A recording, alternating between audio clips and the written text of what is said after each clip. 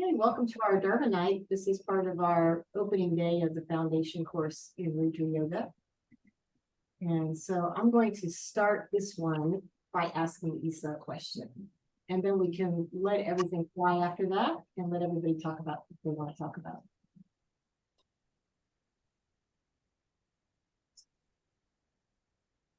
My question for you is to talk to us, if you would talk to us about what do you feel is important when you think of the word foundation?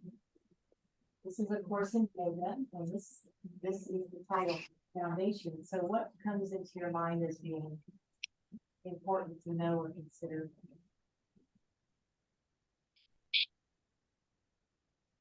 Right now, my mind is blank. So if everybody wants to be patient and be quiet until something comes into my mind. Yeah. That was our exercise in opening class, was to become quiet and listen to the sound of the ears. And play with some other sound. Well, that is the foundation. Or maybe you just answered your own question. Let's see what else. Okay. We can do the exercise, get quiet, and see what happens.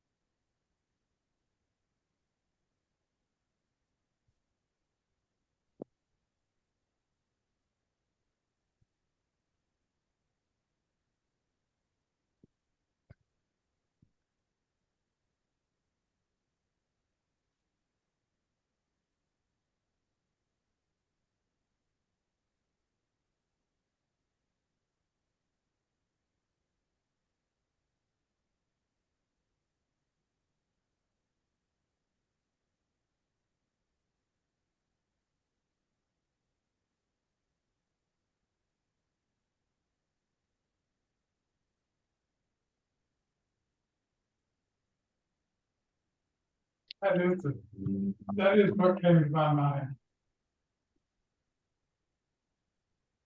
I don't think anything else is going to come because that is silence. Everything arises out of silence, or you could say space, which is the same as consciousness. Everything arises out of that. So that is the foundation.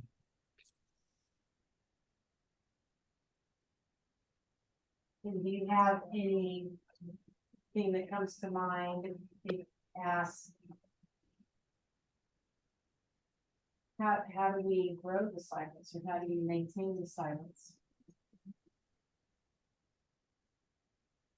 Like, how do we work with ourselves to grow the silence when we maintain the silence?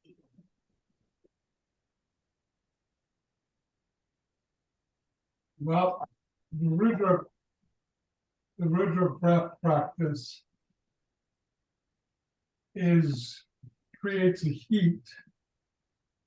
It breaks down mental construct, mental noise, thoughts, back into its original form, which is consciousness or space or silence. So we have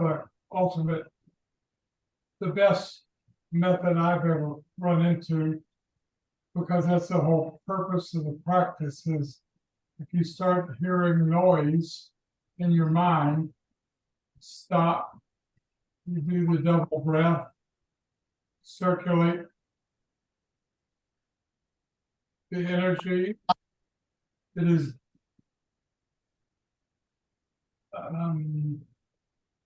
it is what arises out of the heat,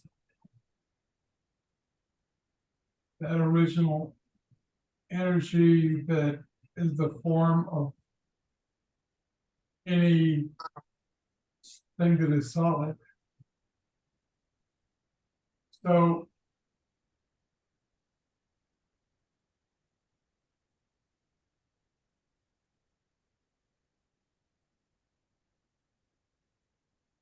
I like this idea that Rudy talks about doing it for a half hour twice a day. You just work with it. And then as you go through your day and you start feeling like noisy, you just stop and do a breath practice and get down to silence again. And after a while, the time you spend in silence grows and grows and grows.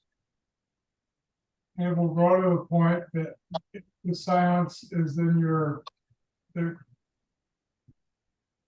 fabric of consciousness itself is the sound of your mind.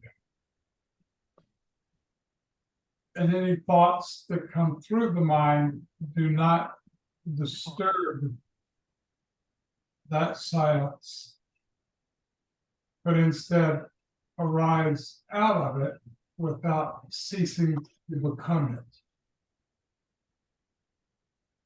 That's a good question. And that's a really good answer, because that's where you end up. Once you're there, there's no going back. Yeah, and for me, who knew nothing about yoga or meditation or raising consciousness, anything like that, I met your student, Steve Supreme, in Boulder. And working at a restaurant is very hectic, very chaotic. And I was impressed by Steve because of his state. And because he held his cool back there in that kitchen, like no other person I've seen. And I had been in restaurants for years and years. And The cool. he kept his cool in that kitchen, and the kitchen's hot, literally. Mm. It's suffering hot back there. It's noisy, it's chaotic. You're, putting tickets and getting the food out. And every time I went back into the kitchen, he had a bright spirit. He had a smile on his face. He had some kind of joke or something to lighten the mood. And while he was giving your food, that needed to come up so you could go out and deliver the food. And I was like, wow, because those cooks are usually nasty and mean and horrible people. And I was like, wow. So he caught my attention.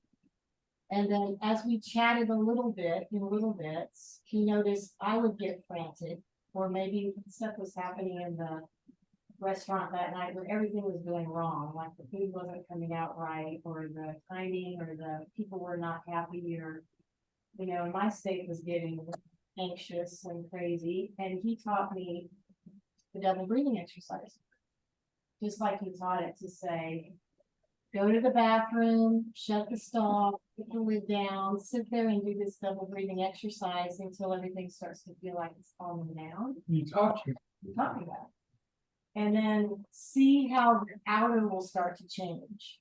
Because you'll start to change and the outer will start to change. And it works. And I was like, wow. And then the other exercise he taught me was what they call now the ego eradicator, where you're standing with your feet together and your arms up and you're focused on the arc line, creating light. And that's what he suggested I do in the walk-in, which is cold, strong breath of fire, and to get energy, because I would get really tired. I just get exhausted. I was about ready to fall over. And he got there and give me that exercise and that worked. So 2 exercises that worked, and soon after that, I met you. And then I had an amazing experience with you. It was unusual, undeniable. And then the next thing was I was invited to Lisa's house, and we did Breathe and Flow. And I had an immediate experience doing regional throwing. So it was just all lined up, like boom, boom, boom, boom. And then off we went, and here we are. Here we are. I love those undeniable synchronicity experiences. Yeah, it's amazing. I have another question, or I have a question. Yes. Isa, do you have to have a good question in order to have a good answer? Yes. I thought so. That's the essence of it. Mhm. Yeah. That's also a good question. Mhm. Where the Sufis talk about having a real question. What does it mean to ask a real question? The Sufi, go on. Yes.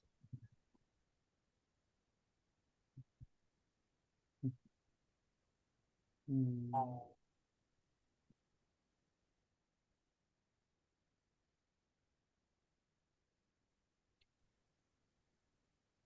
So now, of course, yes, anybody can talk about what they want. And thanks for letting me have the first question tonight.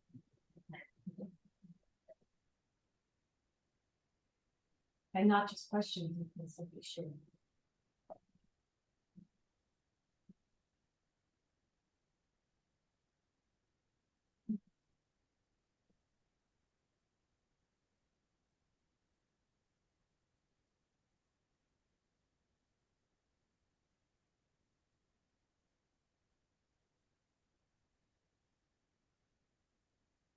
I'm full of stuff, but in a good way, like kind of empty full.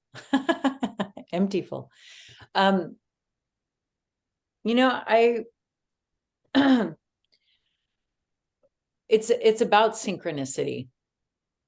And you know, I know that I think it's very personal when somebody, you know, when the events and the timing of events and, you know, and whether, and I mean, event by also could be people or even a thought, you know, shows up at a particular time, at a particular moment, and those things coincide. And that, wondering, you know, I use the word synchronicity. I don't know if there's another word in how you think about it or perceive it. But I think that's really what I feel really grateful that is something that I'm awake to. And I mean, it's in fact what is brought me to this very moment and where I am in this moment.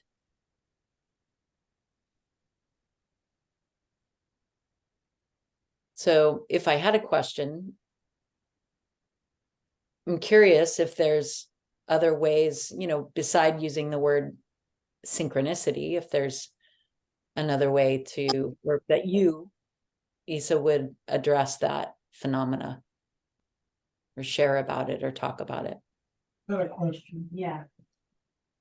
When you think about synchronicity, how things line up, and in a moment, you know, you're going in a direction, things click, and things line up. Is there a way you would talk about?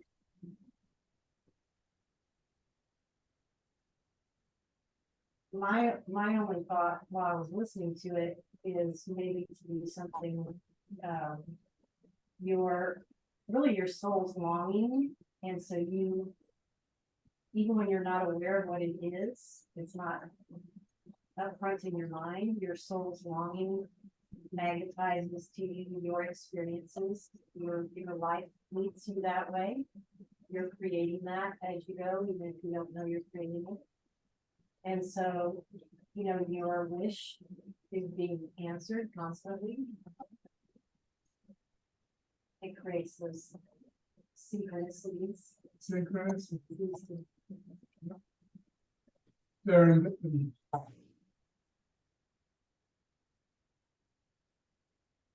Serendipity. Mhm.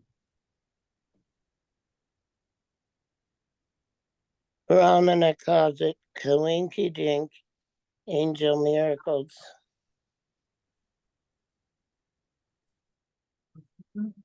Amina calls it Kawinky Dinks, Angel Winky thing. Kawinky Dinks, and Angel Miracles. Okay.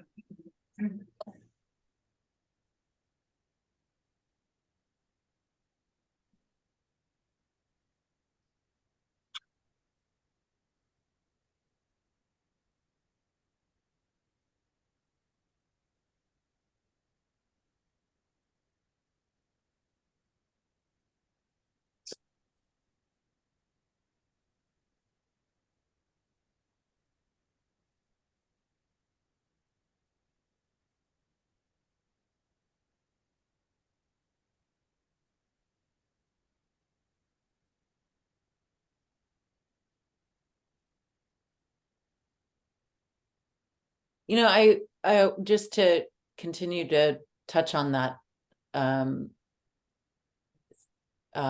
serendipity. I feel like serendipity has been profound in my life. And I wonder, Isa, what you might speak to about how some people experience serendipity and then how some people don't. I at least right now, in my own understanding, I would say that I think that having been hyper vigilant, a hyper vigilant child, that hyper awareness that of observation has allowed or given me the skill to observe things occurring. And I'm hoping that this meditative way, this meditation path is bringing those serendipities more calmly and clearly. I don't know, what are your, why for some people is serendipity and for others they don't even know about it.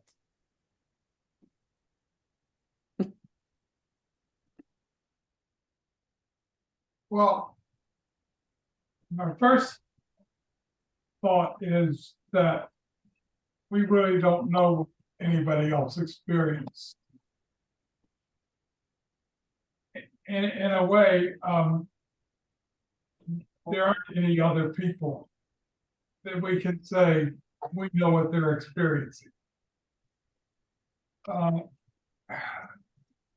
If a person has magic in their life, that'd be like things click in their life. Having a confirmed positive attitude is the key to that. My favorite book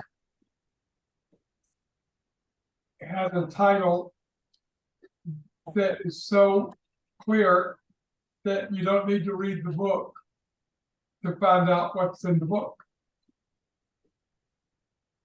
Never give yourself the luxury of a negative thought. So if you can actually witness your own mind, in Sanskrit, the saying is, God is the witness of the mind. So when you get to the place where you can be quiet and observe your mind, that is the witness. And that's what people strive for, something called God realization. That's what it is. The ability to witness the mind. Because the witness is the mind. You could say you witness your mind, its activity, but the witness is the state of consciousness that is universal. It's the same as consciousness itself. And so, really,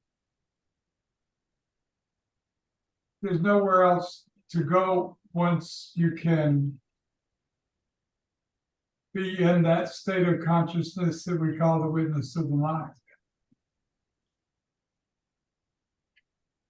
So a person's life will be magical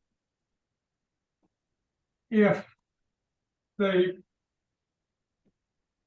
witness their mind, and therefore, if a negative thought starts to arise, they stop and let it go, or turn it back into energy, or just let it pass through. That way, a person's life will be absolutely magical, because that's the normal state of things. Connectedness is the normal state of things.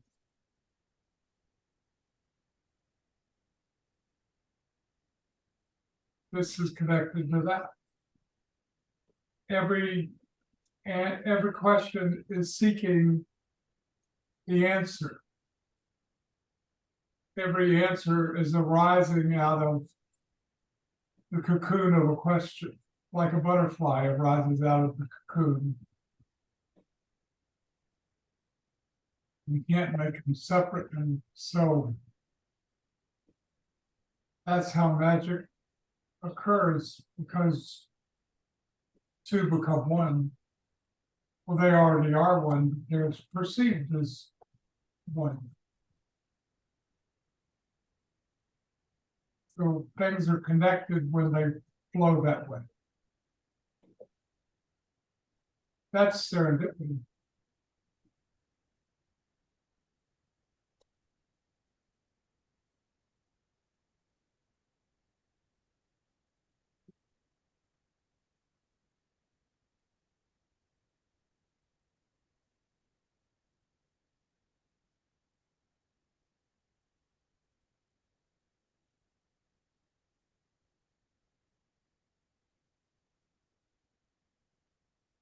I'd like to comment about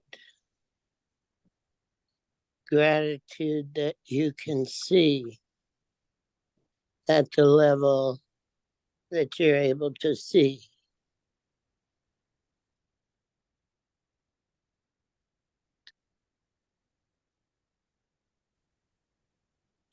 I think that was for Mara to acknowledge her share about being able to see as a child, and observe and see, and gratitude for that, and serendipity in her life. She noticed it.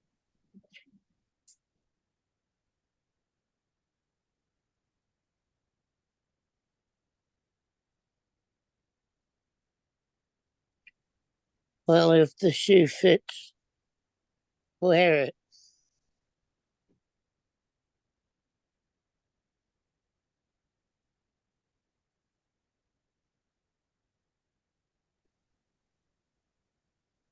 Well, I just got all kinds of talking to do, I suppose.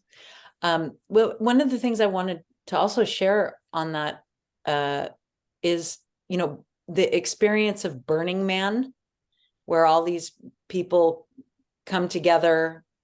It's an artist event.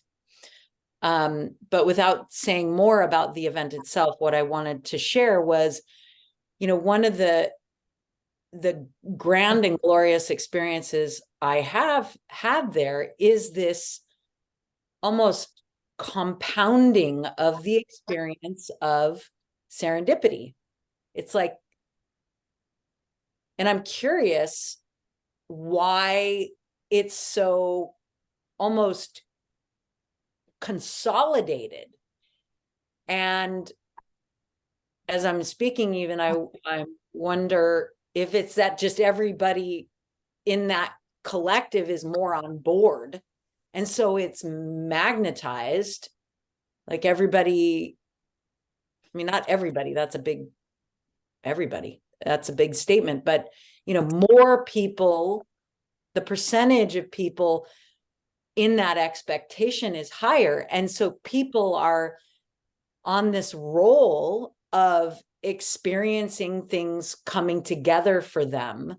And that for me very much confirmed in my own experience, like, wow, this is palpable. This magic, as you also called it, or serendipity, is palpable. It's experiential. And wow, it seems to be happening, you know, for more people. Wow, that's amazing.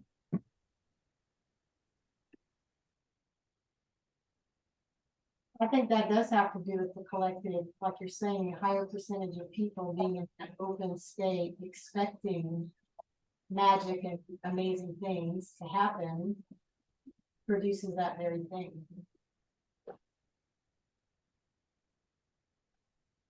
I had a conversation with a person in my OI training. Was it OI? Maybe it was pelvic advice, or anyway, one of my trainings. And she said she grew up with her mother, grandmother, and aunts. They all lived together.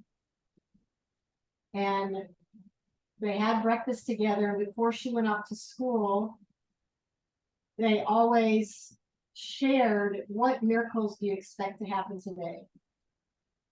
And it was their in the moment, they shared that. And then they went off and had their day. And then they came back for dinner and sat down and shared what happened that day. And they had miracles every day. And it's just the way they were together. I thought that was so amazing. And so ordinary, it could be so ordinary, right?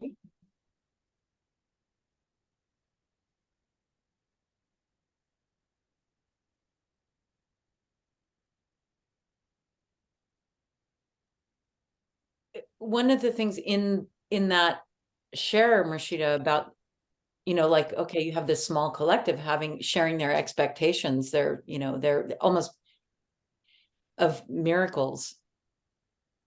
And then that brings me to this challenge that I have had around feeling as if my expectations have not been met.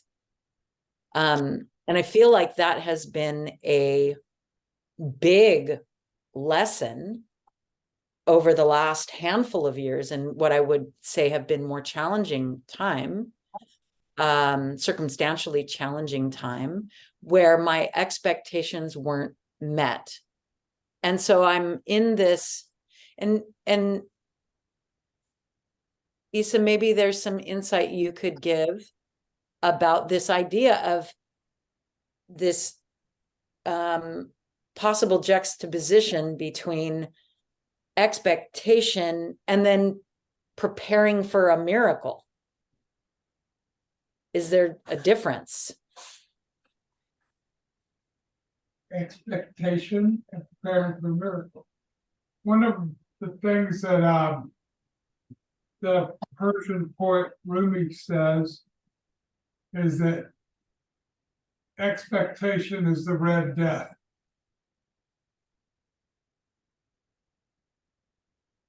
So it's like the passion builds and builds and builds. And then when it produces what it's building toward, your experience is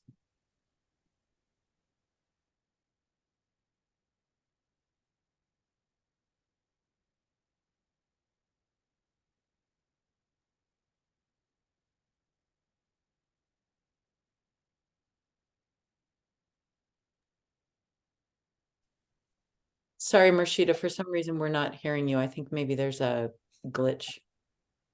Okay. what you said. There's a glitch maybe in the internet where all of that they didn't get. Yeah, could you, so sorry, could you possibly repeat that?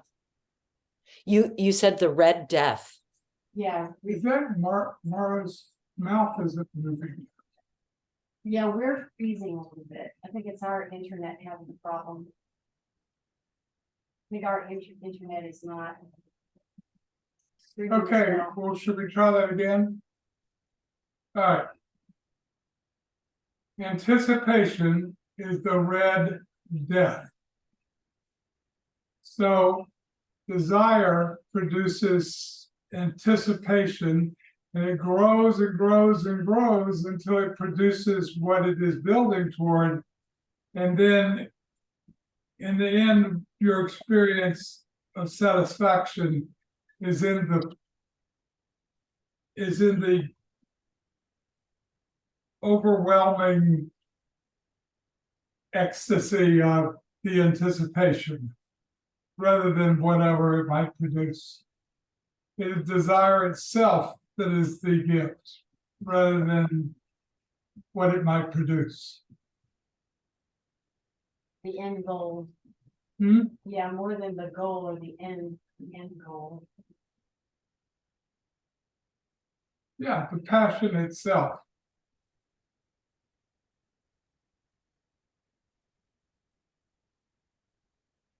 That make any sense?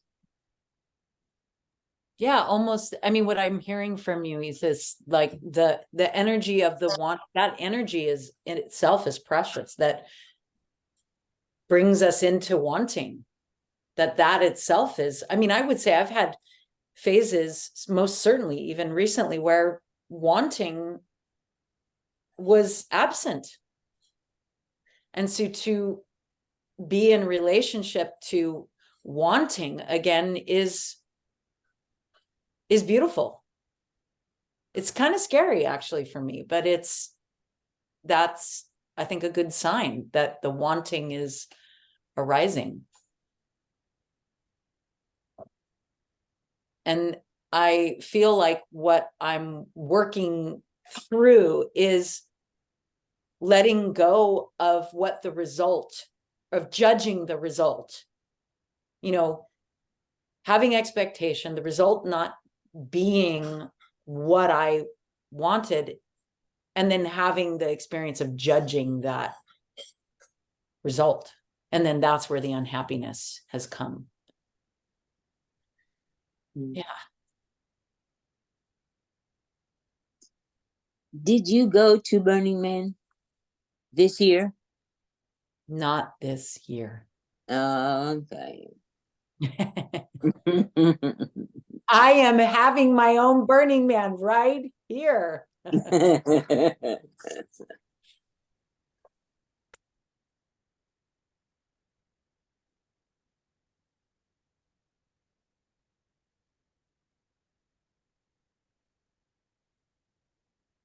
Seems to me the difference you're talking about is all in the openness. You have an expectation, anticipation, desire with openness. There's no problem.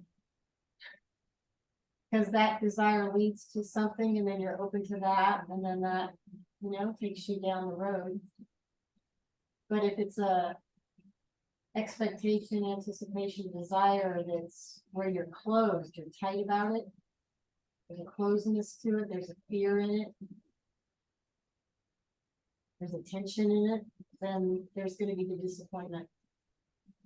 It's not gonna be the picture you have.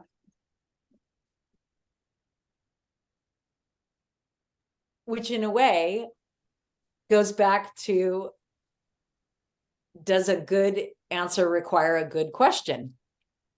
It's like, yeah, the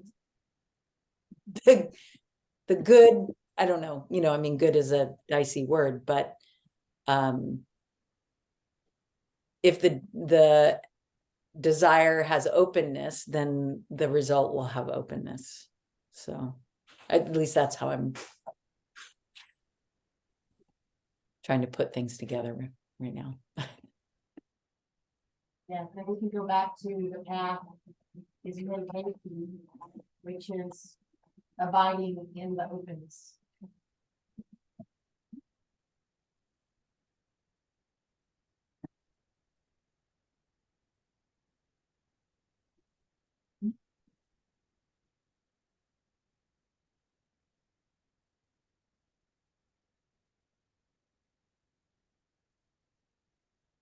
having green powder.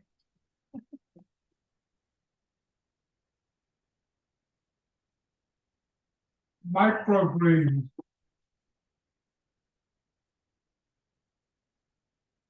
Concentrated nutrition.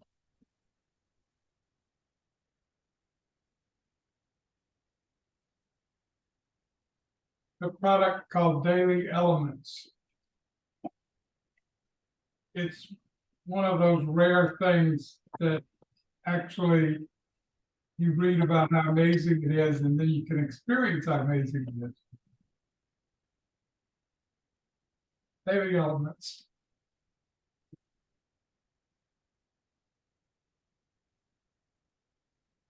That feels pretty complete for tonight.